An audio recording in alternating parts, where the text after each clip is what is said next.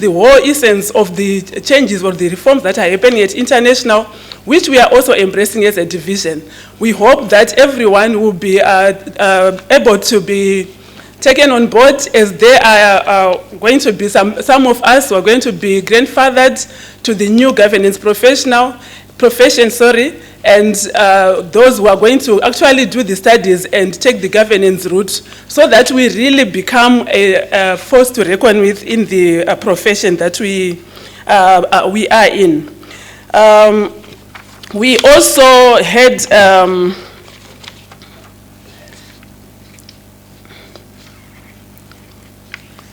in fact, I was also going to say we also had some communication that came from International in terms of the AGM that's going to happen on 1 October. I want to believe that all members received that communication and are going to be able to participate, because it's going to be live streamed by an organization called Lumi. It is important that we also participate and have our voices heard as some of these changes are happening. The time for the AGM is 6 p.m. New Zealand time, so we can always check and adjust, because we know we are in different time zones. There's also an option for you to appoint a proxy in terms of the motion that are going to be voted for.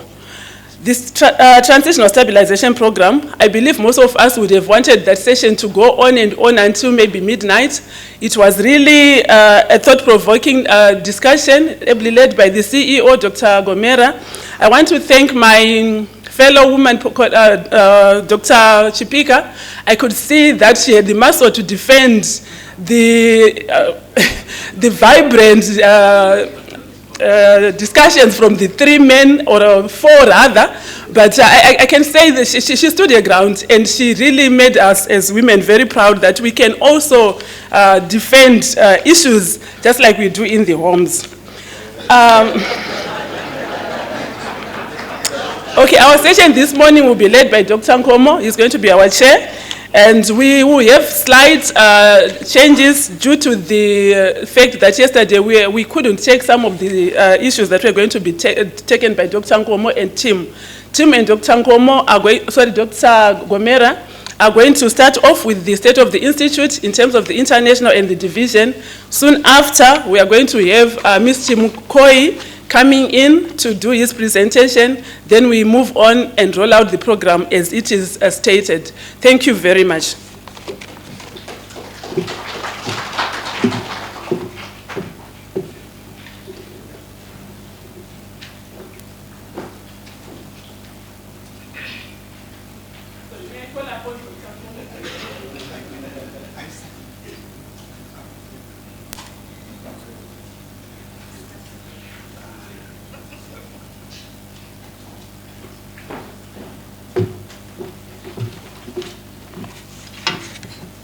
Good morning, everyone. I hope I find you well. My name is Dr. Spiti Nkomo. I'm one of the Institute's vice presidents, and I'll be your facilitator for this morning's session of the 2019 annual conference. But firstly, I will call upon Dr. Gomera, the CEO, to say something about the Institute.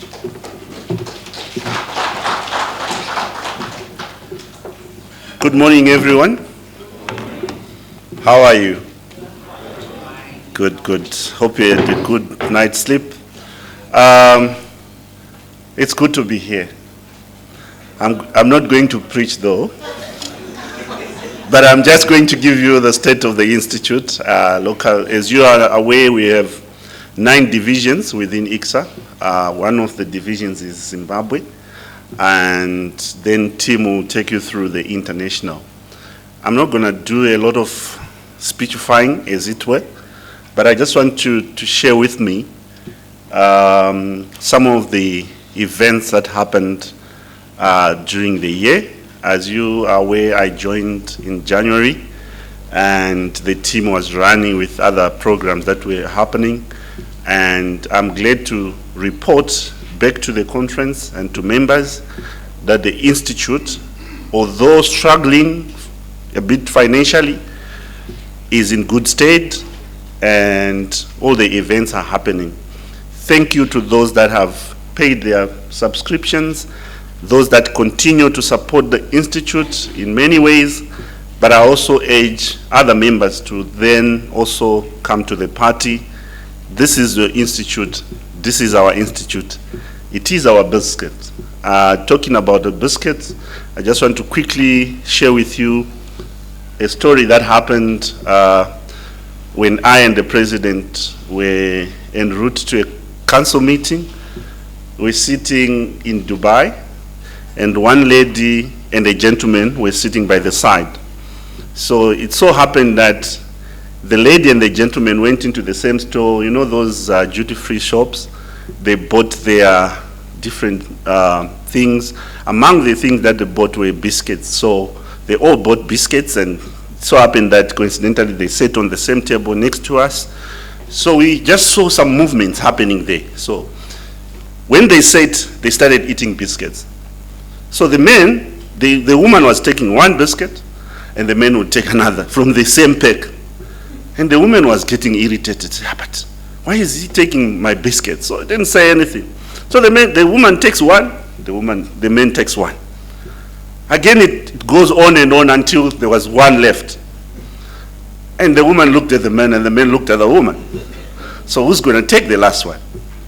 But as it were, there are still gentlemen around, so the woman then got the last one.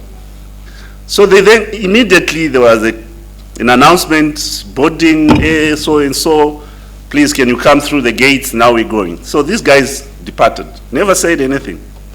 So when the lady was sitting in the airplane now, in her seat, as you know, women want to organize themselves, so took a bag and so on, checked whether everything is okay, and she was bewildered what she saw in her bag. They were biscuits. So she said, "So whose biscuits was I eating?" And getting irritated that this guy is eating my biscuit. Yes, it's me who was eating the biscuit. So you must be very careful, Ixas. Whose biscuit are you eating? Stay true to your Ixas brand. Please, can we have the video?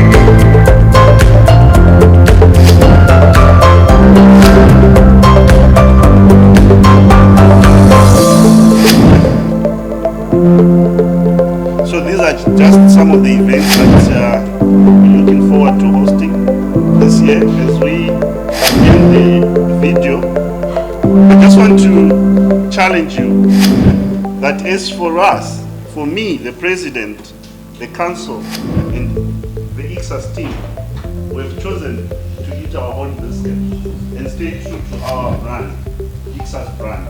And perhaps at this stage, may I invite Tim to come and present what's happening at International. That's our president, current president of International. Otherwise, I would like to thank you so much, and please stay true to your biscuits. Tim. Thank you, Lovemore. We've had a little bit of a technical difficulty, so the presentation I was hoping to be able to show you, I won't be able to show you. So all you're going to have to do is look at me, and I'll take you through it. It's the best I can do. What I was going to talk about, though, was how what I showed you yesterday, CGI Global, how it fits in, what its role is, and what it will do to reinforce that role. So when you think of the Institute, naturally you think of the Institute of Chartered Secretaries and Administrators in Zimbabwe. And your colleagues in Australia think of their local institute, and your colleagues in Hong Kong, and your colleagues in Singapore, and your colleagues in London all think the same, because you relate to your local institute. And that's the way it should be, because only your local institute understands the market and can deliver services and so forth suitable for that. But the Institute is really the sum of the 9 divisions and then the work that the Council, the International Council, does. So it's really 9 plus 1. So what does that, and the Council, and the work of the Council, and that's who I work for the International Council, it's really responsible to protect the brand of the organization. That's what it's here to do. So it's here to make sure that the word chartered is always respected. It's here to make sure that when someone becomes a member, they're of a certain standard, and that reinforces that all the people that have become members before them are of a high standard. So it continues, and therefore your employers know if you're qualified, you're of a certain standard. The only body that can protect that is the International Council. And it does it through maintaining rigorous examinations. It does it through making sure that what you learn, and you know that there's a new qualifying program coming, it makes sure that what you learn is current, that the content is relevant. That's a very important role. The other role of the International Institute really is to create opportunities for the 9 divisions. And the way this organization is structured is very old-fashioned. Everything about being a member is enshrined in the charter and bylaws. It's like it's cast in concrete. And if Lovemore and Lois wanted to change it, you can't do it on your own. You need a worldwide vote of members, and these sorts of votes took place in 2018 and 2017. But you need a worldwide vote of members to change these governing documents. And so we did 2 things over the last couple of years. We created the new designation of Chartered Governance Professional, and that creates an opportunity for all 9 divisions to appeal to a range of people who have governance as part of their role, but they don't necessarily want to be a company or chartered secretary. The other thing we introduced was a junior level of membership called affiliated member. Now, we know that in order to become an associate or fellow, you've got to do a lot of study. You've got to do a lot of work. And for some people, they're not ready for that at the stage of life they're in. So we said, okay, how about we create sort of a halfway point? So people will come to us, take, I think it's a minimum of 3 subjects, and then they can stop. And we will make them a member, we'll make them an affiliated member. They're not chartered. They can't call themselves a chartered governance professional or a chartered secretary, but they can be a member. They have to abide by our code of conduct and all that. They have to maintain their proficiency, but they can stop halfway. For some people, that'll be good enough. And for other people, they may say, no, I want the rest, and I'll go back and study and I'll finish. So these sorts of changes to a very archaic governance framework could only have been done at the international level. And that's the sort of thing that we do. And then, as I said yesterday, to distinguish the international body from the 9 divisions, we'll label it CGI Global. And progressively, when you see communication, with a heading CGI Global, it's from the international part of the Institute, not your division. So once we've done these things, I was going to show you some more slides about what we're doing to start to push out into the marketplace who we are, what we do, and what we stand for. So the only way feasibly to do it for international is to do it with a digital presence. The international body has 1 employee, and he's standing in front of you. There's only one, there's only me. And it's ridiculous to think that there's any other way that we could have a presence effectively other than digitally. So of course we're building a new website. I would have liked to have shown it to you. Maybe later today I'll put a screenshot up if we can sort this out. Of course we're going to have a new website. But what we're also going to do is we're creating an e-community. So part of that website will be a separate associated portal which takes you into a very sophisticated community meeting place. And this e-community is the principal strategy by which CGI Global will start to grow the community. And the e-community will be open to anyone, not just members. In a way, we've already got you. What we want to do is grow the church, and we can't grow the church if we're exclusive. So being a member of the e-community will be open to anyone, and it's where we can set up as many communities within that community as we like. So we'll start with one, and we'll start with one on sort of general governance and secretarial practice. As more and more people participate, if we see there's conversation starting to develop, say, around risk management, we can create another community around that.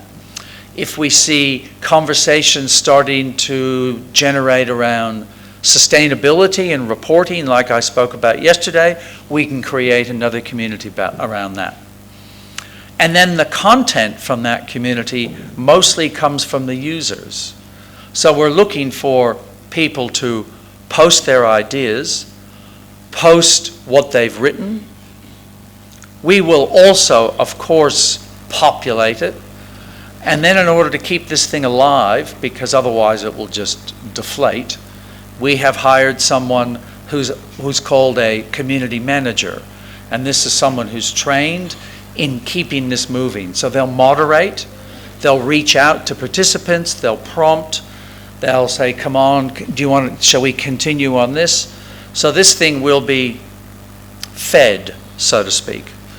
And I urge you, when this is formally announced, to go in, have a look, and register.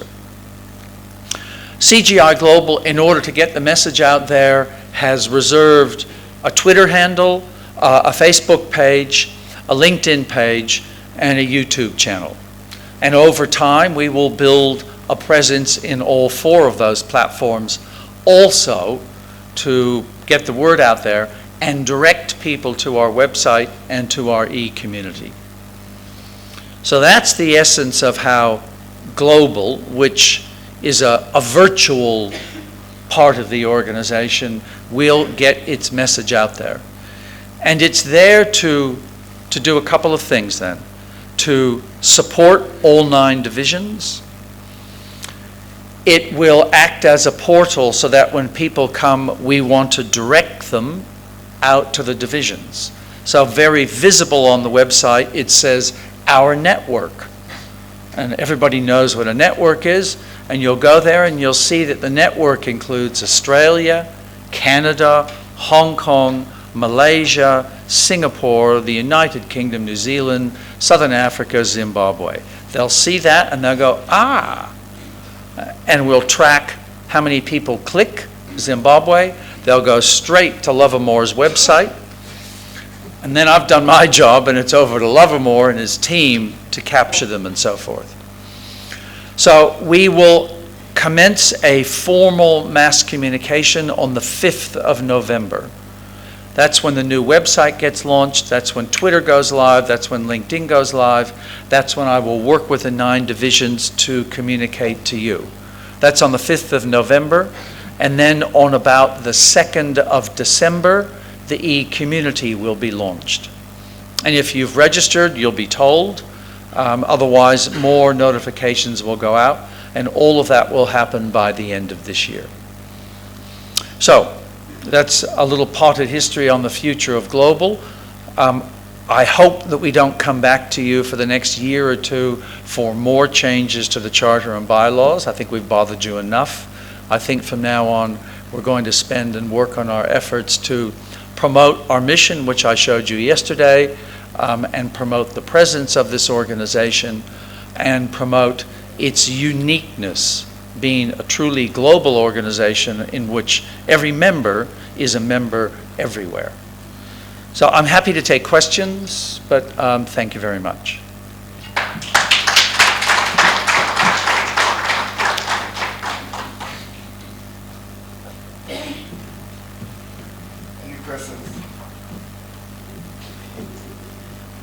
Prepared to take questions.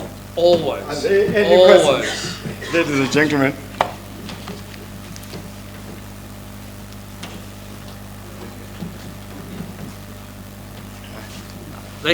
I'm happy to be available at morning tea, lunch, the tour of the falls, whenever. Okay? Okay, thank you very much. Just give a big hand for Tim Shin. Ladies and gentlemen, I think it was worthwhile listening to these 2 gentlemen, Lovemore and Tim, because now we have knowledge of what the Institute is all about and where it's going, which is very much helpful information to the members and all at large. Can you just give another hand of applause to both people? Right, my next speaker, I don't know whether to call him a speaker or what. Let's go on straight into our presentations for this morning. And let me introduce Tafazwa Mokoi. Well, they say that he doesn't have a CV, but to tell you that Mr. Mokoi is an award-winning executive coach. And his coaching philosophy is exit your excuses, activate your potential. He calls himself Africa's coaching genius. Please, ladies and gentlemen, help me to welcome Tafazwa Mokoi to the public. Well, thank you very much, sir. Thank you very much. Let's give him a big round of applause as he comes down. Thank you very much. There we go. Come on, guys, you can do better. Let's give him a big round of applause. So I'm super excited. I was just asking Doc how much more time I have, because my time has been taken by the 2 gentlemen who've come before me, and he says I must compress my presentation. I'm going to try. I feel really sorry for the cameraman because he's got to follow me throughout. Good luck, sir. Ladies and gentlemen, just say to the person next to you, well done, but there is more.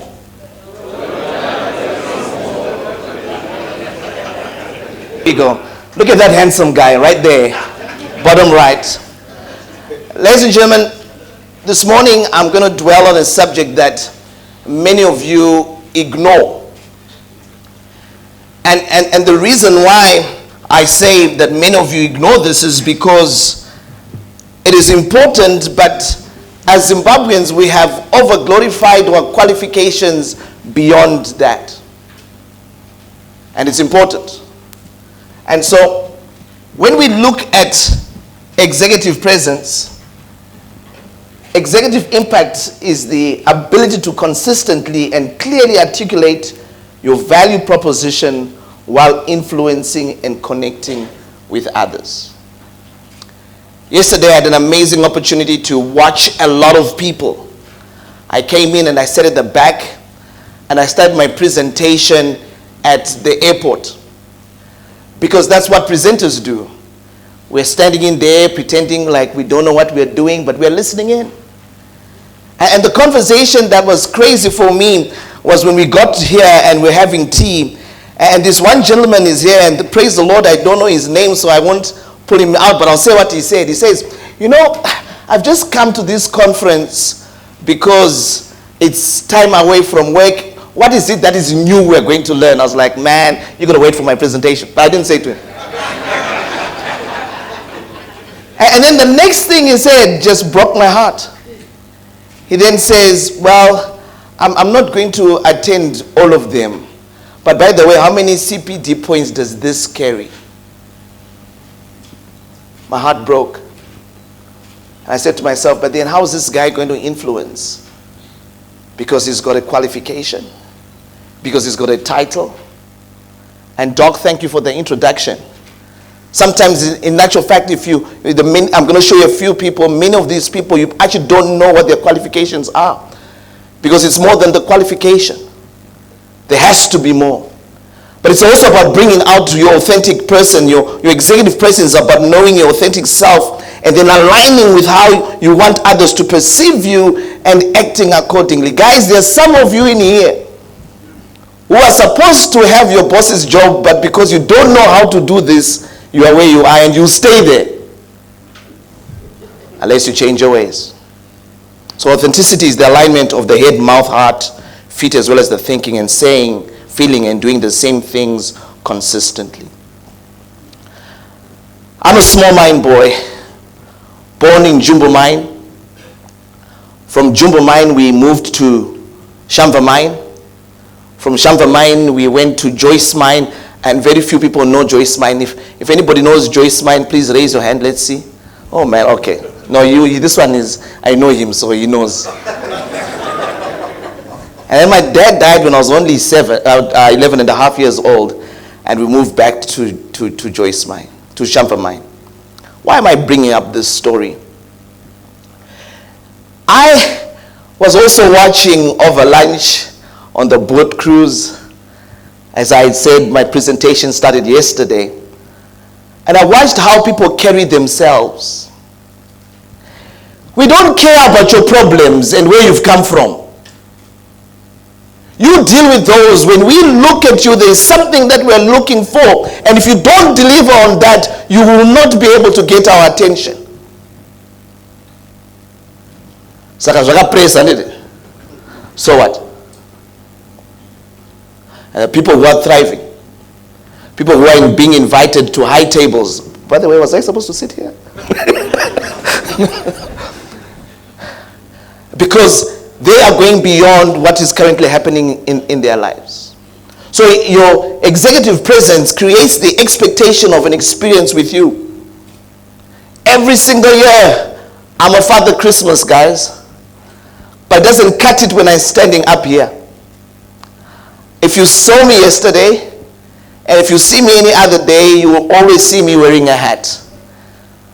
I think I have got more hats than most of the women in here have got handbags. But when I come and stand in front of you, there is an expectation that I must convey that is intentional, that is meant to create some interest. And I believe where there's interest, there is profit. What expectation are you creating? Do you have presence?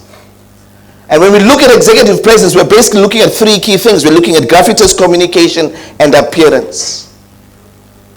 Now, when we look at appearance, many of us like to talk about that one, grooming and etiquette, so you think just wearing a nice suit cuts it. It doesn't. You can be wearing an expensive suit, but it doesn't give you the presence that you require. Let's forget about those statistics and let's think about where executive presence resides. It resides in a 6-inch wide, grain wet, mysterious matter, and that's right there in the brain. The way you perceive me, the way I perceive myself, the way we're communicating, that is what we are talking about. I had promised myself not to call him out, but I will now. I was watching Dr. Moyo throughout. Mr. Moyo. I'm sorry, my pastor.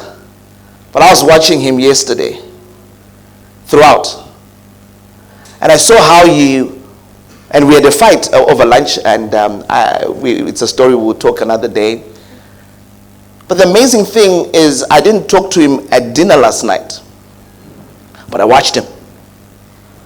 I watched how he walked up and he started talking to the waiters. I was like, man, that's the way you were talking to me. And you know, I was a speaker, and I was like, okay. Because this guy understands how to have presence. I saw how people were coming and were talking to him and speaking to him as we were having dinner, and how he would stop and talk to them and converse. There's certain people in here that I promise you, I saw you yesterday, I would never dare come and introduce myself to you. Because the conversation is not going to be worth my while. And you manage a huge portfolio, and you have got lots of money that I need as a speaker, but you know what, I ain't coming to you because you do not have the presence. It's because I made that decision by simply looking at the way you were presenting yourself and interacting with people. The objective of executive presence is mental real estate. What is the value of your mental real estate in people's minds? Your audience. I have an occasion, as often as I cannot resist, to train, coach people to get into interviews and all of that. Most of the people that I coach, it's got nothing to do with their technical knowledge. It's got to do with their presence. Ladies and gentlemen, do you remember this guy? Guys, come on. Name?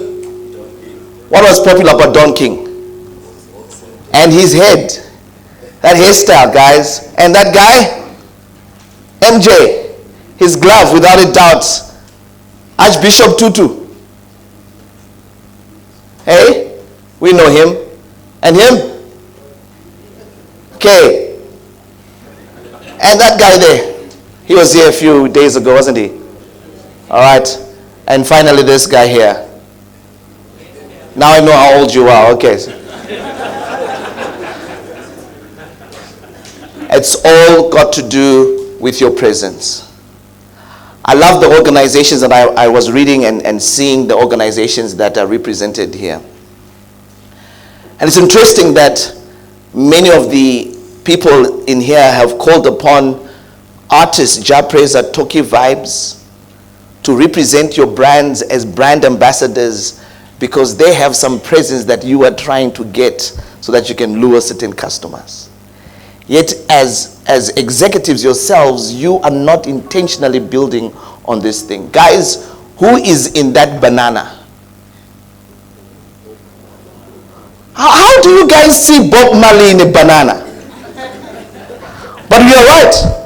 Bob Marley is right there. If somebody cannot see Bob Marley in that banana, please ask the neighbor. Your neighbor will help you. But Bob Marley is right there in that rotting or banana or some sort. But we can identify that person because of the presence that he has in our hearts, in our minds. Unless you have this, you are not going to succeed. I love the conversations when we started yesterday, and the really intellectual conversations that were happening, and the defense and everything. And over breakfast, I was talking to a brother of mine, and I said, listen, we've got the solutions. It's just that sometimes we look at it from different angles. And here's the amazing thing, is that some of you were sitting there, and I was in the crowd yesterday, and some of you were commenting behind the microphone. Nobody could hear you. And you too have got great ideas. But unless you can present yourself and have the presence, your ideas will stay with you and nobody knows. So we're looking for a new breed of leader who has got the X factor and the presence. And we've got some of those. And these guys were called upon by our president, because our president thinks in his mind, you know what, I need some business leaders who can give me something that I can use to develop our country. One of them is right in here, but these are the guys that I have interacted with, and I know that these guys, when they stand to speak, they have their presence, and I will listen to them. And so I met Dr. Shingi the other day. I said, so Doc, you're part of the Presidential Advisory Council. Man, there's lots of stuff going on Twitter about you. How are you handling that? I loved his response, because I also then talked to a number of these guys that I know, and they had similar responses. Dr. Shingimi's response to me was, you know what, Taf, the reason I chose to join the council is because I'm tired of saying things on Twitter. And when this opportunity came, I said, I'm going to give it my very best. Even if the stuff that I say is not going to be taken on board, I know that I played my part. Man, I want to be in the Presidential Council. And some of you probably said a few things about these guys up here and why are they joining and whatnot. The truth is that they're joining because they have the presence. They can call upon attention of the president, and the president can say, guys, sit here and give us your 2 cents. You guys have got the answers. But the reason why you're not in that council is because you do not have presence. And as I was listening to some of the introductions yesterday, I said, man, I want to be like them too. And so, board member this, board member that. And you guys also want that. Let's tell the truth. You also want to be board members. But you cannot be a board member unless you've got what we're talking about. So what are the secrets that I can share that these guys are using to have the influence and connection? I can see all the pens coming out. No secrets, guys. I'm just kidding. So remember, it's about gravitas, communication, and appearance. Number 1, it's about self-awareness. Unless you know who you are, it's going to be very difficult. As coaches, we like to ask questions. And so we ask questions about your awareness. We ask issues to do with how you learn. And out of your learning is how you grow. We'll teach you how to practice. And then you act. Many people think that becoming the executive that we're talking about today is an act only. No, it's about practicing. And so one of the speakers, I sat down with them yesterday, and they were excited. They said to me, yeah, I'm excited that you are talking too, because I always get the pressure of coming up and I have to prepare and prepare. At least I know somebody else is under the same kind of pressure, because I rehearse and rehearse and rehearse. They practice and then they act. But it's about passion. It's about warmth. It's about being sincere. It's about your self-confidence. The way you carry yourself, your poise, clarity. It's about how you appear, Kando, your thoughtfulness, openness. We're not going to talk about all of that today, but there's one important thing that most of these executive people do who have presence. They know who they are. And as a coach, as many of people in my fraternity do, we ask a lot of questions and we use assessments. Now, I spend a lot of time in boardrooms and talking to people. And one of the things that people do not like is being assessed. I don't know what assessments you use and performance management systems you use in your organizations. But most people who have got executive presence are very, very critical of themselves. When we're talking about executive presence, the things that we're talking about are the stories. You won't be able to see this. and I'll break it down just now. Stories, your political awareness, your courage, your professional image, your social skills, how you present yourself as an inspiration beyond your current environment, your future orientation, your corporate view, your clarity, your passion, your state of management, as well as self-belief. And the first thing is legend. Guys, you have to be deliberate about the stories that you tell. Doc, thank you for the introduction. He says he calls himself Africa's coaching genius, and I am. Koiwe, what story are you presenting out there? I also call myself a marketplace minister anointed to activate potential. You're becoming Christian on us. Okay, Koiwe. But what is the political awareness? There's certain things I would have loved to say, but I'm aware of where I am and what I'm doing. There's certain words I'd like to use to bring emphasis, but I'm aware of where I am. But we all have to be courageous in positioning ourselves. And so a simple thing that you need to do is to be able to ask these questions. What are the strengths that I must build on? And what are the areas that I must develop on so that I can have the executive presence? Impact. Your professional image. When they introduce you, does everybody stop and say, yeah, I think I agree? Your social skills. I've already talked about just now.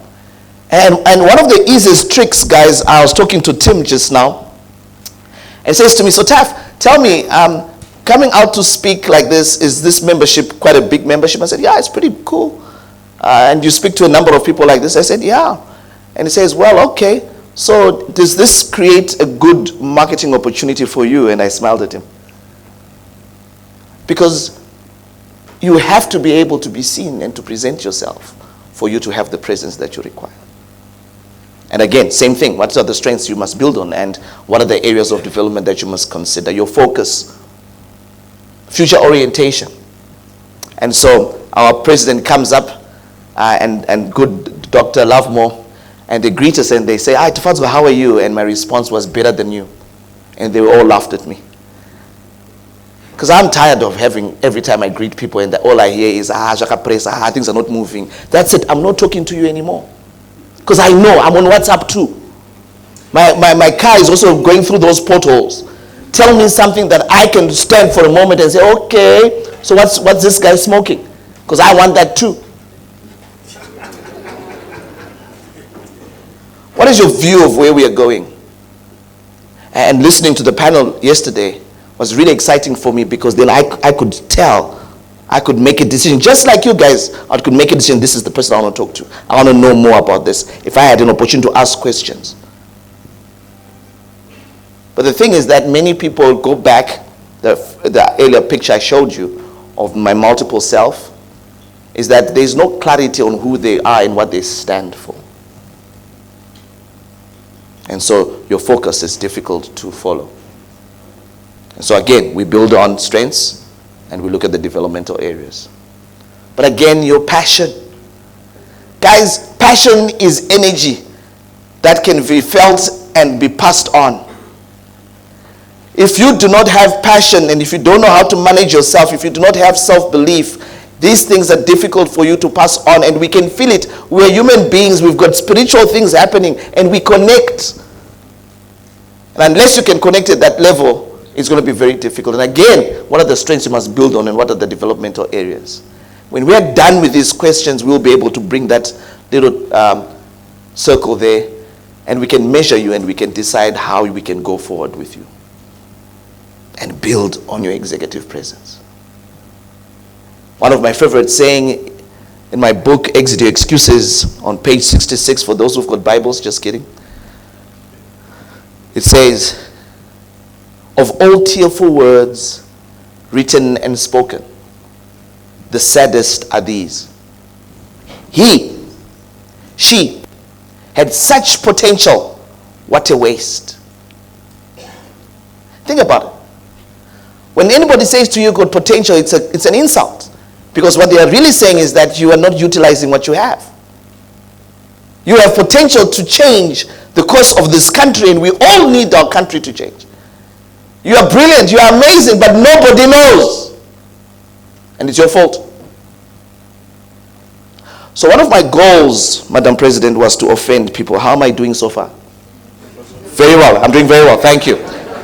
So we're looking for attitude, behavior, credibility. We're looking for people who can make impressions that make us perceive the things that we want. And it's all about being deliberate. It's about confidence, charisma, composure, optimism, being authentic, humility, having strong values. What do you stand for? So, once again, the introduction was, say to the person next to you, well done, but it's not good enough. Because if you don't have these things, then we have a problem. It's about your behaviors. It's about how you present yourself. It's about excellent communication, and we'll talk about that just now. And I have put a picture of my Zimbabwean favorites who are in the Presidential Council, and these are my global ones. And what makes them different is simply their soft skills, and this is exactly what we're talking about. So when we're talking about that, well done, that's the hard skills. That's the stuff that you guys have got. Well done. But ukoko, attitude, behavior, credibility. Why is it that at a conference like this, and by the way, for those who want my business card, I didn't bring any. Because I just enjoy being asked, can I have your business card? Because I now measure my impact. But some of you are, every day you're just dishing them out and creating an expense in the organization. And nobody gives you yours. Why? Because you do not have the presence.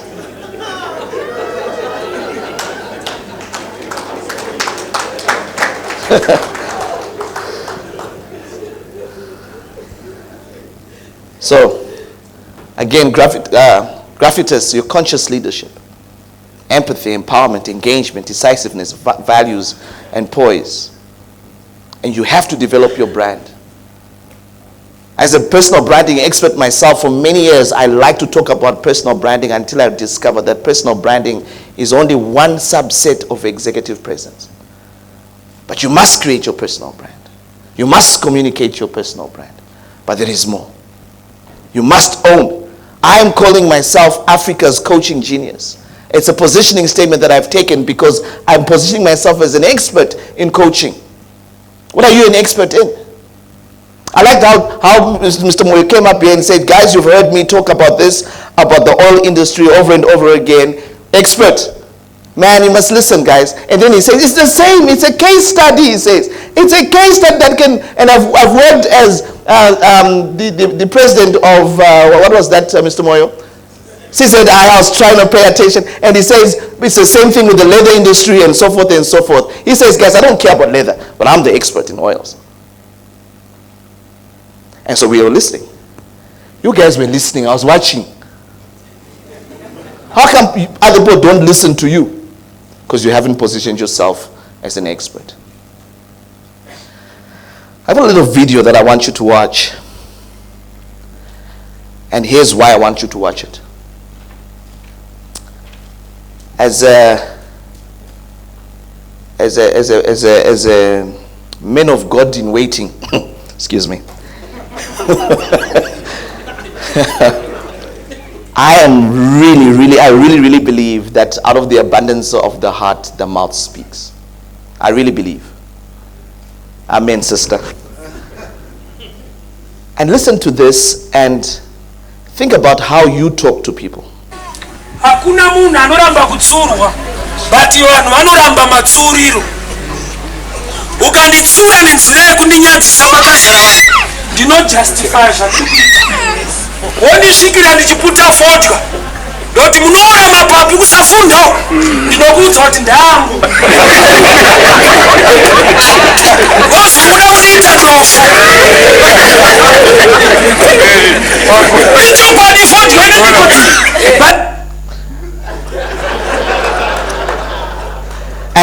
And so because you have the title at your workplace, you think that you can say whatever you need to say to whoever you want. Guys, we are listening. Just because you have the corner office, you are practicing to be the person that you're going to be in the board. You're practicing to be the person that you're not going to be because you're not going to be invited to the Presidential Council because of the way you communicate. Guys, this game is fun, but you may have the qualifications. And some of the people in this audience, I was thinking about this and I was praying and I was saying, Lord, you're amazing. There are certain people in this audience today who are more qualified to stand on this podium and to speak, but a small mind boy is doing it in your stead. Because I've been deliberate about creating this brand. And here's the amazing thing. Some are wondering, so what's his number? We need him in our organization. Why are you not doing it? By the way, if I don't offend you now, I'll stand outside soon after my presentation. I'll do it personally. You have to be composed. You have to establish connections. You have to live in the moment. Communicate with confidence. Speak with impact. And clearly as well, but stay on point. And you have to have a developmental plan. What are you going to do about charisma, about communication, about credibility, about your competence, about connecting with people? Even confidence, I keep repeating that, but you connect in terms of social intelligence, your interpersonal skills, relationship management. You have confidence by using emotional intelligence, your self-esteem, your self-image. Guys, self-image is fun. When I started this journey 3 years ago, I called myself a goal-driven self-starter who finishes distinctively strong. Let me repeat that because I said it to myself many, many times. Tough! You are not a small mind boy. Auzinerera. Chiwa. Amuzineraba. You are a goal-driven self-starter who finishes distinctively strong. And I'll say, okay, sir, let's do that again. Goal-driven self-starter who finishes distinctively strong. And some of you woke up today, you looked yourself in the mirror, and you're like, hey, I just go 500. And some of us looked in the mirror and we said, Lord, come on, let's get the devil in trouble because Coach Taff is up. What are you saying about yourself? Because what you say to you about yourself and to yourself is seen in the boardroom. It's about your self-worth and how you perceive yourself. It's about your competences. Indeed, your hard skills are important. And all these things that we're talking about can be taught. It's about your technical skills, your business intelligence, your professional network, and your business stuff. I just loved the panel yesterday, how they were good at using business terms. And yours, the last time you used a business term in a conversation was in your exam.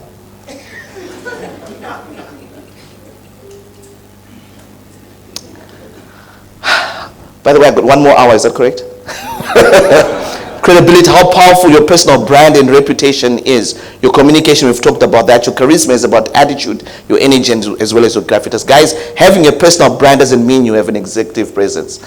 That was me many years ago. And right there, they gave me a powerful brand. Tafadzwa Kenneth Mukoi. Man, anybody called Kenneth is always royal. You guys know that, isn't it? And Tafadzwa is really a prophetic one. When I appear with the angels. I change the atmosphere of a room because I make people happy. That's what Tafadzwa means, Tim. It means happiness. It means joy. But that was a brand, but that didn't mean that I had the presence. I had to develop this. Why do you need executive presence? Number 1 is so that if you do not manage your presence, you become obscure. On the boat cruise, I was talking to a brother whose name is amazing, by the way. His name, I hope he's here. Fear Not. Is Fear Not here? Where is Fear Not? There he is. Can you stand? So I was talking. Let's give him a big round of applause. There we go. This guy had an amazing discussion with him around stocks and all of that, and I was trying to be intelligent. I was just mining out of him. Great conversation we had. But the amazing thing is that we're talking about guys who had really big brands in this country, whose businesses have collapsed and they are gone. We don't even know where they are. If you don't manage your executive presence, you will become obscure. I'm going to talk about one brother that I think he will not mind because I'm his little brother. It's Nigel. Guys, Kingdom is gone. Kingdom Bank gone. Boom, nothing. But Nigel can come and stand here and he'll speak to you and you'll listen. But the other names I cannot talk about because I'm being recorded. Their brands have become obscure. Because when you've got executive presence, you'll be received. You will be remembered. You will monetize on your executive presence and you'll have influence. That's why you need executive presence. So it's nothing to do with your government name or your title. And don't look at my face, that's me. But it's about the 5 C's. Number 1, it's about your competitive style. How do you compete? How do you showcase your intelligence? It's about your content. You see, you have to have substance comes from your content. What do you say? What are you bringing out? What are you putting out there into the world? It's about the company you keep. And there's one of my mentors there, Milton Kamwendo. He says to me, when I asked him the one time, and I said, so, Milton, how is it that you are able to do so much? How do you balance your life? And his response to me was, Taff, there's nothing called balance. Anything that is balanced is not moving. If you want something to move, you've got to exert some pressure towards the direction in which you want it to go. Who are you keeping around you? You are the giant around your circle. It's not good enough. You've got to have courage to step out so that people know what you stand for and what you believe in. You have to be committed to the things that you do. And then we know you have presence. So, question will always be, who would you like to be? Well, for me, when I grow up, I want to be Coach Taff. I really do. Because when I think about what he is planning to do with his life, that's the guy I want to be. But I'm going to borrow from all of those people, because there are certain things that they also have. And you must ask yourself 3 questions. What am I doing? What am I good at doing? What do I enjoy doing? And what will others pay me to do? Then we can worry about those 3 questions when you come to my office. But how do you do it? You use your expertise. Your expertise on a wall and a certificate is not good enough. Use it. You have to use your experience. You have to use your exposure. You have to use your enlightenment, your ideas. Take them out there so people know what you stand for. And finally, you've got to use your energy. But what is the energy that you exude? And how do we know? And so, when we look at appearance, we're looking at your grooming and polish, your physical attractiveness. Maybe you can't change the way you look, but you still can look attractive. Your tone and your fit, your sophistication. And so I was told when you wear black, you look slimmer. That's why I'm all black, just for those who needed to know. You can't change your height, but you can look as youthful as you can and deal with the way your appearance is. And there are many questions that, again, talk about communicating. Words like, I strongly suggest. Words like, that is absolutely right and here's why. My strong advice is, I agree completely because here's my plan. In my work as an executive coach, my recommendation will be, guys, people will listen to you.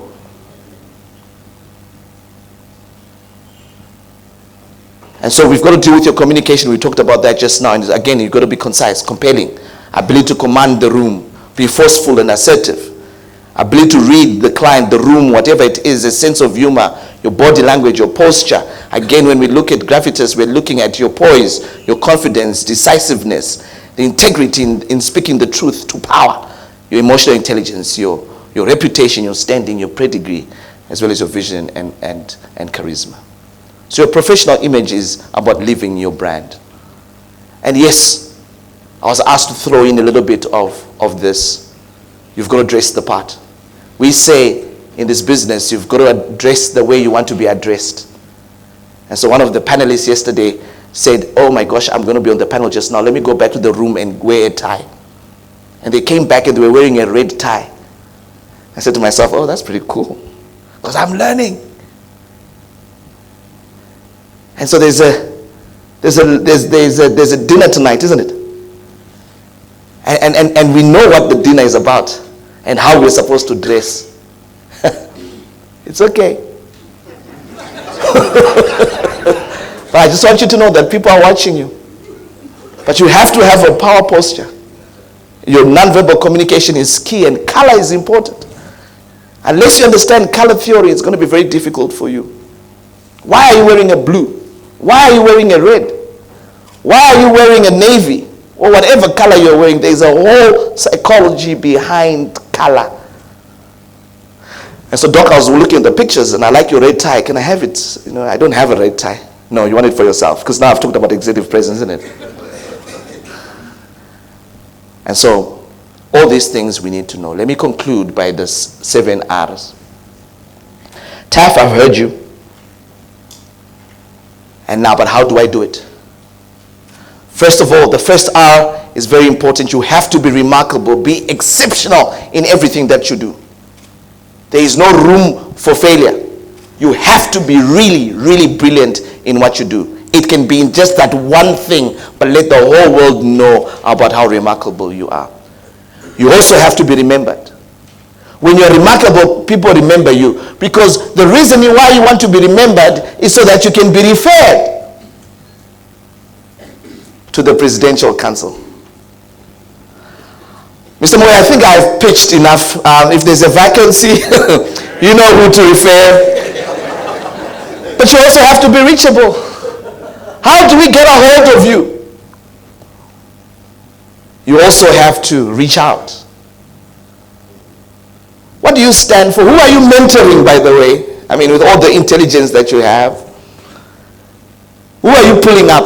Who are you building? And people can sit around and say, man, I would like to be like that. Another conversation over lunch yesterday. This guy was building up 2,000 people. 2,000! For 3 strong years, every single week, he was going and helping these people. Now that person has got influence. And for you, it's office, a golf course, clubhouse, your air-conditioned car, shout at your wife or husband, and you sleep. You're going to reach out. But guys, brands as well as your presence will be misunderstood. It is your role to recover. You are going to make a mistake. I'll go back to my brother, Nigel Chanakira. He doesn't mind me sharing this. He said when Kingdom fell, he still went there and he recovered. And so yesterday I heard one of the people being introduced, and they've gone to his training. And I was like, wow, Success Motivation International. Well done, Nigel. And when you recover, you must reposition your brand. Because that's how all brands do it. You cannot be the same brand every single time. So the question is, do you have executive presence? What is the level of your sophistication, your sense of humor, your confidence, your emotional intelligence? Are you attractive? We're not saying sexy. We are saying attractive. Decisive, fitness, command of the room, charisma, polish, grace under fire, great grooming, authenticity, ability to read an audience, and where are you going? What do you see in the future? Do I want to be part of that future? I'm going to end by quoting Africa's coaching genius. And I'm going to say, to succeed, you have to contend with your current self and be stingy with your focus. To succeed, ladies and gentlemen, you've got to contend with your current self and be stingy with your focus. And part of that is indeed about your executive presence. Thank you very much.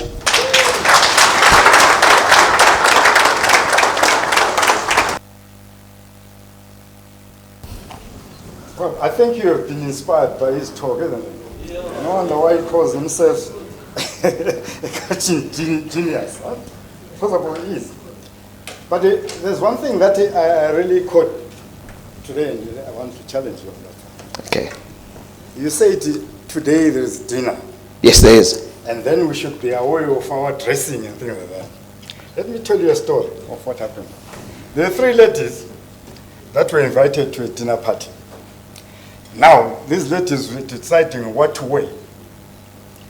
Well, the first lady said, my husband has got black hair, so I'm going to wear black. The second lady said, my husband has got gray hair, so I'm going to wear gray. So the third one looked confused. And the other said, but what are you confused about? What are you going to wear? Then she said, my husband has got bald hair, so that means I'm going to wear nothing. So be careful on what you're going to wear today. Well, sir, I just noticed that you have a bald head. It's not your wife, was it? There is one thing that I really caught you were saying. It is the challenge to be having executive presence. Challenge that you said we don't care about what your family problems are. Just deliver what is expected of you to deliver. And I hope all here are going to deliver what is expected of them to deliver. Please, ladies and gentlemen, let me ask you to thank Mr. Mkoi for his presentation, which was a good one. Thank you very much. Thank you. That's all. May I take this opportunity to ask Edmos Shumba. I don't know whether he's in the room. Edmos Shumba.